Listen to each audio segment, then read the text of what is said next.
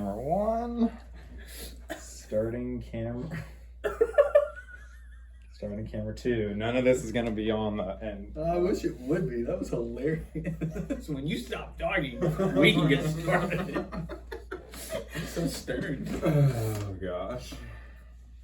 I give thanks to you, Lord.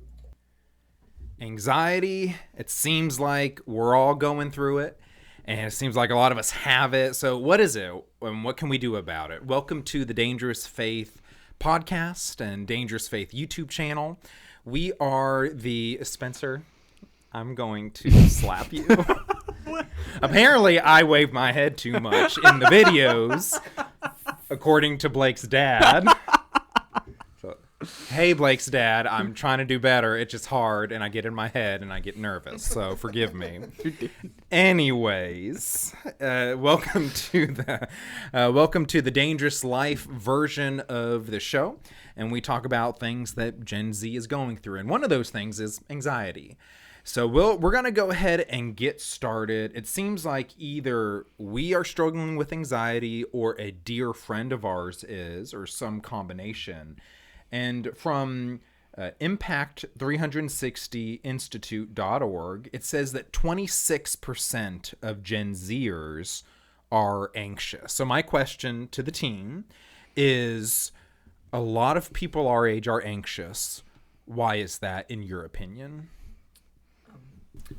I would say that one of the reasons is because of different media platforms we have.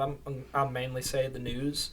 The news focuses on some of the most anxiety-inducing topics because it's what gets views. It's what gets people to watch it. So if that's all that's shoved in our face all the time is, I'd be dramatic, but the world ending, if that's all that's shoved in our face, obviously we're going to experience some form of anxiety or depression or something along those lines. That's a great point, that if it's all gloom and doom, everything's terrible. I remember was it 2019 or 2020, there was this stuff going on with Iran, and then there was this tiny little thing called COVID that was making its way around the world. Oh, yeah. I remember that. Do y'all remember that? That was back in Nom's COVID days. Spencer does not remember COVID. It was so traumatic that he just blocked it out of his mind. What are some... I can't remember if it was traumatic or not. Oh, goodness. Well, COVID and the various responses to COVID was very interesting. But anyway, so that's a great point, Justin. I'm glad you brought that up. Anything else? Why are we so anxious? I was going to say the cell phones. I think just like technology and stuff like that. Because I remember when I was younger, when all I would do is just play with toys and stuff, I wasn't anxious, you know. But then the minute I got like a cell phone and I had access to the World Wide Web, the interwebs, Instagram, Facebook, Snapchat, like you just get introduced to all these like new things that are going on, like new, like for instance, while we were on COVID, like new viruses and diseases, health conditions, health problems. Then you started with Instagram, you started having anxiety about, are people going to like what I post and stuff like that. Like it wasn't until I got a phone, and this is just speaking from personal experience, that I started dealing with a lot more anxiety. Okay, so phone has not helped. And adding on to that, the way that we communicate through the phone is like Snapchat, texting, and all that kind of stuff. It's so anxiety-inducing in the way that you wait for a response. Like That's true. In most ways that we communicate, like naturally, it's face-to-face, like we're doing right now, or in the last couple hundred years over the phone, like actually instant response. And now there's that waiting game, like email and all this kind of stuff. Like you can send in something to a supervisor or something, and you get anxious because what if they don't like the way I typed my email up or something like Absolutely. that? Something ridiculous like that. That causes a lot of anxiety. What's crazy, like that you say that, is like now you have anxiety when you have to talk to somebody face to face. I was just thinking of that when you were saying that, like because now we do it over the phone and stuff. We don't even know how to talk to each other in person. Like that causes anxiety because like, what if I say the wrong thing, or I don't know how to communicate? Like there's like a level of protection with the phone, but at the same time, there's even more anxiety because of that waiting game. Yes. Emily, you wanted to chime in? I think too, with the technology that we have, we're able to be more educated on what's going on in the world. We see all the chaos around us, and because of that, we're becoming increasingly more aware of the lack of control that we actually have, because we tend to think that we're in control of what's happening in our lives. That's true. By being faced with that every single day, we realize how powerless we actually are. Mm-hmm. Yes, that is a great point. Justin? Oh, I was just going to say, we're dodging something important we should be asking is, what do you think? Ooh, yeah. What do you think? I'm just the facilitator. facilitator. no, I'm no. just the moderator. No, I sir. went to No, sir. college and got a degree in theology, so I have no opinion on anything. Are you done? Yeah, you can answer your question. Answer the question, Mr. Williams. Anyways, this has turned into a roast Nate session, which is how a lot of these conversations go. But anyways, why are we anxious? What you're saying is right on. Smartphones, social media, responses, lack of control. And we were not designed to care about what everyone thinks. Think about it in the old days when your circles were much smaller. You went into town every once in a while. You really were only aware of a few opinions at the time. You might have a newspaper that would come in. You'd hear a couple things from around the world, a couple things in your country. And other than that, it was kind of like the grapevine. You talk at church, you talk at different social events, but it was much more relaxed and manageable. Now you can hear things from all around the world instantly. You can get involved in India's politics and South America. Let's say there's a couple countries there that are tense. And then you have the various nuclear threats, Russia, China, Iran's building their program, and we have our program, and so on and so forth. All of a sudden now, you have so much information, our brains can't process it. Also with Instagram and things like that, where now with Facebook and Twitter, I can learn what everybody thinks. We were not designed to care about what everyone thinks about. So it's just information overload, emotional, we're overly stimulated. I think that kind of all contributes. Are you happy, Justin? I stated my opinion. I absolutely am. Thank you, Mr. Williams.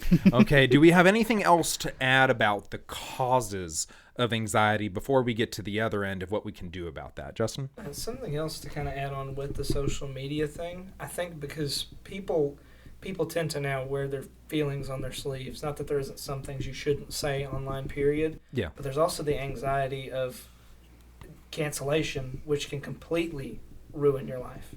Yes. It ruins your career. It ruins the social groups you hang out with. It ruins all sorts of different things. Cancel culture. What if a tweet from 10 years ago comes back and gets me? What if a conversation is secretly recorded or a screenshot of something gets out? Yes, that would add a lot of anxiety. For some things that were acceptable to joke about 5-10 years ago are no longer acceptable. People went after Kevin Hart for a couple things, I believe, that, and comedians. Just things that, again, you could joke about a while ago that now are not politically correct. People will try to cancel you over that, and that's stuff you can't control. Yeah. But anyways, anything else? Now let's get to the flip side. What can we do about this? What advice, what wisdom, what's worked for you? What's worked for your friends? How can faith be more involved in this question? When it comes to making anxiety better, does anyone have any thoughts there? Something that's helped me a lot, because I am someone that struggles with anxiety. Probably should be medicated for it from time to time, but I've learned some things that have just helped me learn to control it. And one of the big things is one, it's my faith. That really has helped me out a lot. God tells us to cast our worries and our troubles onto Him. And for me personally, I know that for some people, like, I know when you're in the middle of an anxiety attack and stuff like that is so hard to even think about. Is just like stop thinking about it. But when I think like, okay, I can cast all this doubt, all this anxiety, all this worry, I can just put it in God's hands and He's going to take care of me. It doesn't make the anxiety go away just like that, but it does allow me to find a level of peace and rational thinking so that I'm able to have moments where I can calm down, I can breathe, breathing also helps too. Big, slow, deep breaths. Don't hyperventilate. If you're like me and you have anxiety and you get hyperfixated on that thing that's giving you anxiety, finding a hobby. I like to read. I like to pray, play basketball, anything that you can do to kind of get yourself out of it. And then also taking away anything that's causing the anxiety. So if it's social media, I delete my social media. Like right now, I have my social media deleted because I don't want to have to deal with anything right now. Yeah. Any other thoughts, Justin? Something I would add on to that is I do agree you need to find something to help you out with anxiety. There's also different types of anxiety. Like for me, I have bad social anxiety. I have fear of talking to people. There's different stemming reasons behind that, but there's sometimes you've got to do stuff to get out of your comfort zone to help you get over these things. Like, for example, as much as I don't want to, the way to get over social anxiety is to go talk to people. Okay. So you have Justin, to put yourself in situations to help you conquer some of this stuff sometimes. if I'm afraid of certain drugs, what I'm hearing you say Oh. is that I should go do them Yes. to get over that Start fear. with cocaine. Whoa. Heroin. There you go. He's got the better Spencer wants me to take heroin. We have it on camera. We have it on video. it is. We have it documented. But no, go on, Justin. I'm sorry. I know you're good. That's basically all I had to say. Is I mean, obviously, you're joking. And Yes. Stuff like that. Don't go do hard drugs or anything like that. Or Blake, I will slap you. I'm sorry. But for the appropriate things, go Yeah. do them, and eventually over time it gets better. Yeah. Absolutely. Now, I still think like if you have anxiety about heights, I don't think you necessarily got to go skydive. Like, don't go to the way extreme. It depends on what it is. Yeah. Yes. Find healthy ways to deal with your anxiety. Absolutely. Sit on the edge of the Grand Canyon. Just look down. Now, Spencer, I know that you've been involved in youth ministry, and I know some of the teens that maybe you served with were struggling with anxiety from time to time. What would you tell them, or what might you tell them? Do you have anything to add there, or pretty much what Blake and Justin are saying? I mean, yeah, really, what they nailed it on the head right there. Nailed it on the head. Nailed it on the head. Hit it on the nail. Hit the nail on the head. Nailed it on the head. Hit it on the nail. They punched the head of the nail with their fists.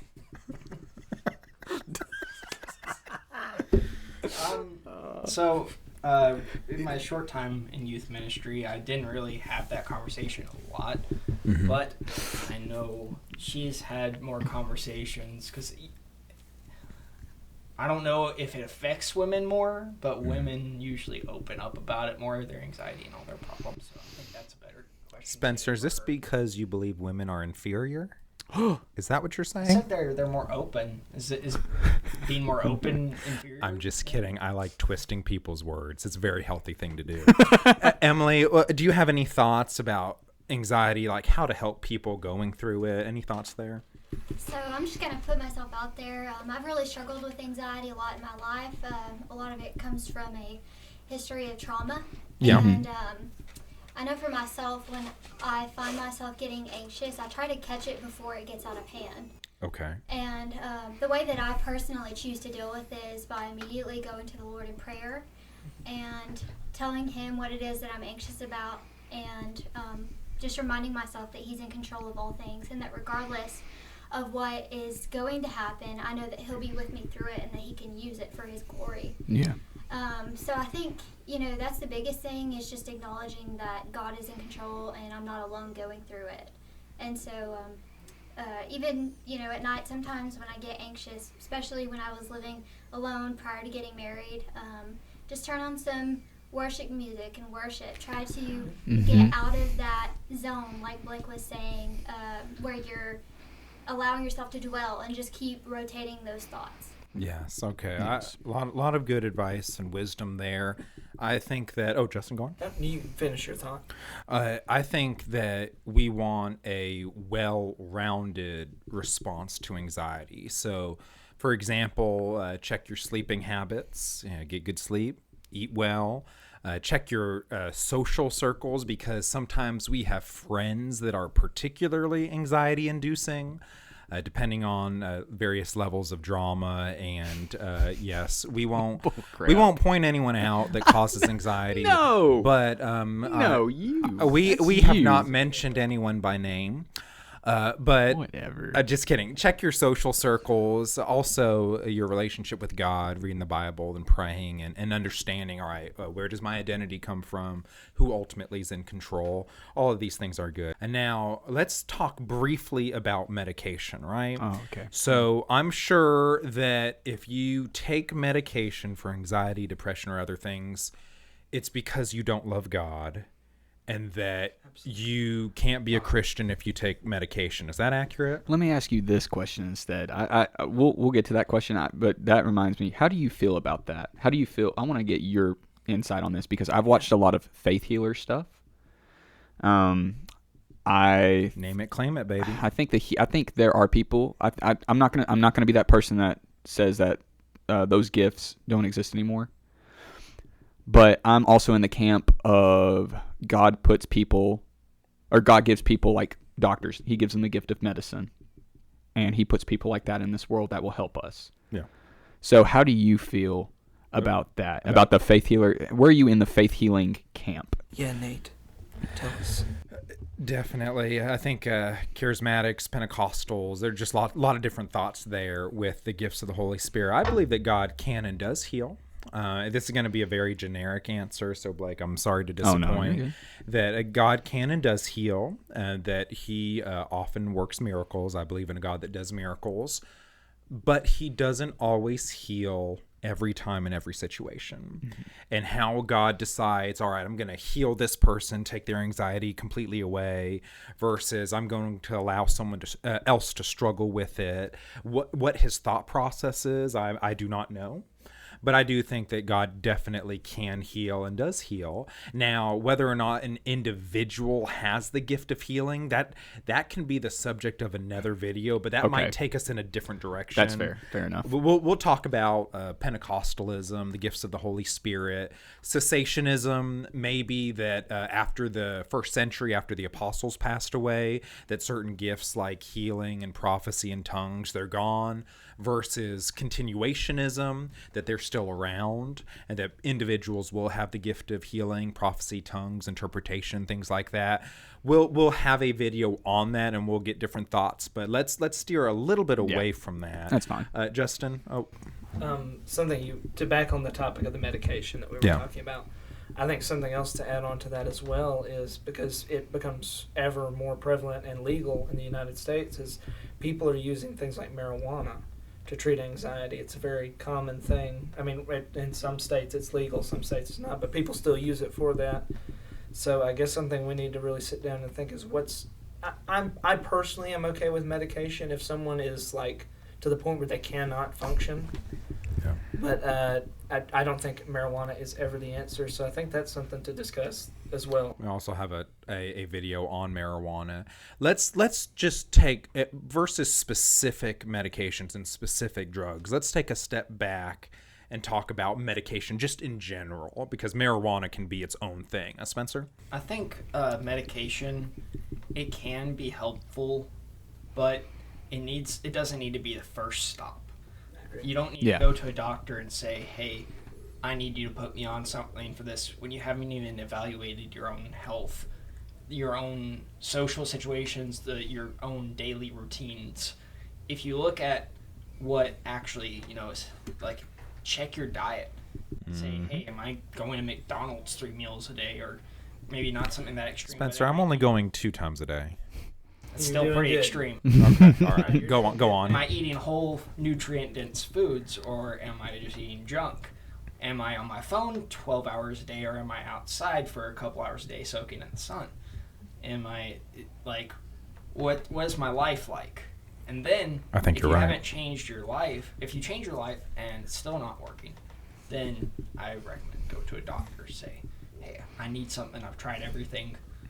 I need medication. Yeah, I like that you said that, because I everybody that I talk to now, it seems like it's a fad to have anxiety and stuff like that, and the first thing they want to brag about is how much medication they're on. Really? Yeah, that's something like that's something that's kind of been going on in Gen Z. I might be careful. I wouldn't categorize necessarily everyone. Well, not every. right? My bad. Not everyone, but a large majority of people that I've encountered, talked to, and what I've seen on social media, all they brag about is how much medication they're on. Or it's not like they're bragging in the sense of I'm better. It's just like, look at me. Like, look how it's like a competition. Who has it worse? And I like that you said that, evaluate it first. I don't think anybody evaluates why they have anxiety. They just think like, oh, I'm feeling this way. I need medication. I need medication because then I can fit into this group. I hate to say this, but it's like I can use it to my advantage. I can make videos about it. I can say, look at me, look how bad I am and stuff like that. I've noticed that a whole. People make YouTube channels on these topics. The YouTube videos. Kind of like Dangerous Faith. Those people are the worst. They're really bad, aren't they? They're terrible. Justin? Something to add with what you said, Spencer. I think you can put a step in the middle, which is also go talk to a therapist. Yes. I think that should be that's a very important step. And even if you're not going for medication, I'm going to steal this quote from you, Nate. I think everybody, just about everybody at some point in their life, needs to have that person to talk to. Sorry. No, you're tapping on the table. But everybody, I think, needs to have someone to talk to help them express through their feelings. No violence, Justin. Yeah. Ow! Sorry. Oh. Yeah. Go on. But that's basically it. Have someone to talk to you, a therapist, counselor. And that was the end of my TED Talk. That was the end of his TED Talk. Running joke every episode. I do agree with the use of medication, but like Spencer said, I do think you should look at your life first and see if there's things that you can change first. I know at one point in my life I reached this point where I was extremely anxious, couldn't leave my house, was sick, but I talked to my friends. I tried to change things in my life that I knew were causing extra anxiety on top of the other extenuating circumstances, and I know that did help. But at some point, I did go on medication, and that ultimately helped me get back to living my life. Mm-hmm. And then I was able to come off the medication and just continue with the changes that I had previously made. Yeah. Okay, that's something I wanted to ask about. And since you came on, there are some people when they get on medication, they use it for life, or they think like I've talked to about a handful of people that they like the minute their prescription runs out, you can just tell in their face, like, oh, this is going to be bad. Like, they're panicking. Like, it's all like they're having anxiety about not having their anxiety medication. How do we, and you can answer, and this can be a question for you too, do we need to look at anxiety, like for anxiety medication as an end-all, fix-all? Or do you think at some point you need to learn to, like, come off of it and, like, use it for when in the worst moments, but then be able to kind of come off of it so that way you learn to deal with it rather than become dependent on a specific thing? What do y'all think? Anxiety medication for life, or wean yourself off of it? Any thoughts there? Well, It's okay. kind of a tough one. So the people that rely on it, Mm-hmm. the reason that they're not okay after they get off of it is because it's not preventative medicine. It's just coping medicine. It's not like a fix. It's just a certain, like, it just for a certain amount of time you're gonna be okay, essentially. Yeah, it's literally just a Band-Aid. It's not gonna close up the wound. It's not gonna heal you from the inside. Gotcha. So that's why I was talking about earlier. You need to change what you eat. You need to change how you spend your day. Because if you just sit inside all day and you're just eating chips and you're talking to people online, you don't go out to anyone, you don't have any real life friends, Spencer, and you're you're wondering on my favorite foods. Yeah. you're wondering why, hey, Why do you hate your wife? Why do you hate women? there's no good answer. Spencer, have you stopped beating your wife? You see the clown in Walmart that only appears to gay people? Oh no. Oh, I'm not going to fall for that one. Anyways. But, yeah, people, they want to have that easy, quick little fix, and they just want to keep relying on the medicine, but they don't want to change anything about how they live. They don't want to get to know the people around them. They just want to have that crutch. Mm-hmm. And Yeah. that's why there's that problem there for life. Yeah. Yeah, I agree in broad strokes. I think we will need to necessarily have a disclaimer that none of us here are medical doctors, No. and none of us here, except for, yes, none of us here necessarily have credentials. But what we're talking about really is just our experience. Yeah. That either as those in the Gen Z generation or right on the line, again, the term I came across a month ago was zillennial, those on the line between millennials and Gen Z, that we're just talking from our experience. It seems to be this way generally, but if you're watching this video or listening to the podcast and you're like, hey, that doesn't describe me, or that's not my motivation, definitely, sure. We're just talking broad strokes. We're obviously not going to cover every single person's story or all those backgrounds, but I think, Spencer, you hit on something that's really good. We want to be well-rounded. How are we eating? How are we sleeping? Let's check our friends. Are we exercising? Are we getting out? How's our relationship with God? Justin, you talked about our habits and our addictions. That matters as well. Our conscience plays a role there. But anyways, friends, as we sign off and then we go do our own thing for the rest of the day, any other final thoughts on anxiety from either end? Its causes or some things that might help us to talk to friends. Emily? I've heard some people say that people who struggle with anxiety just don't have enough faith. And I don't necessarily think that that's true. Oh, yeah. I think that anxiety is normal, but I do think that people who stay in a state of anxiety, maybe that is a lack of faith. Because like I was talking about earlier, in recognizing Christ is in control of all things and that he can use all things, he can even use you when you're in that state of anxiety, maybe to witness to another person who is struggling just like you are. Yes. But I think that's important to realize that just because you have anxiety doesn't mean that you're not a Christian or you don't have enough faith. Exactly. That's a major lie. You'll hear, depending on the circles you run in, that if you're dealing with something, a sickness, an illness, whatever it might be, it's because you're not a good enough Christian. That is patently false. It's unbiblical. That sometimes God heals and takes away. Sometimes God does allow us to go through things for various reasons, such as helping other people. And then finally, on medication, just in case we get bashed for that. We're not against medication. No. But just make sure you check off different boxes, check different things. Don't let medication be the first thing that you jump to fix all of your problems, even if ultimately it can help you feel better. Well, friends, glad you could... Wait, I wanted to add something to that. Also, I just want to do like a personal apology from the church to people like with anxiety. I feel that we sometimes newer churches and stuff, they tend to stay away from stuff like that, and then you have churches like Greg Locke's church, who thinks that anxiety and disorders are of the devil, and you get some of these faith healers in there, and we'll fix them right up. We're not in that camp. I do believe that there are demons, and I'm gonna nuance spiritual warfare. There's spiritual warfare going on, but I think we all have something that we're going to struggle with in life, whether it be mental disorders, sicknesses, ailments, anything, you name it. That's life. You're going to go through many trials. So if there's ever been a church that tells you your trial, or anybody that's been in a church that tells you that your trial is not real, or it's a demon, or they make you feel like you're crazy and stuff like that, I would like to personally apologize on the behalf of that, because that's not it at all.